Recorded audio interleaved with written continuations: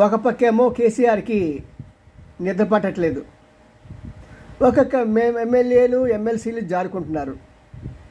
ఎమ్మెల్యేలని ఏమీ చేయలేడు, ఎందుకంటే వారు జారిపోయేవాడిని చూస్తూ ఉంటాను తప్పించి ఇంకేది లేదు. ఎందుకంటే తాను చేసిన పనే ఈ రోజున రేవంత్ రెడ్డి చేస్తున్నాడు. దానికి కూడా ఒక టార్గెట్ పెట్టుకున్నాడు, 20 తారీఖు లోపల అక్కడ ప్రక్షాళన అయిపోవాలి, బీఆర్ఎస్ పార్టీని కాంగ్రెస్లో విలీనం చేసేయాలని. ఎందుకంటే 2/3 మెజార్టీ ఉంటే అది విలీనం అయిపోతుంది అఫీషియల్గా.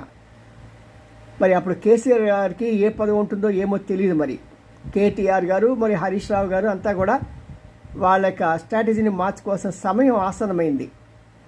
మరి ఇలాంటి పరిస్థితుల్లో వారికి ఉంది ఒకటే అంటే ఎమ్మెల్సీలు.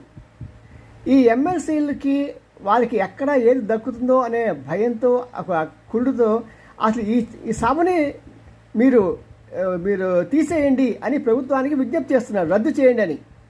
భలే ఐడియా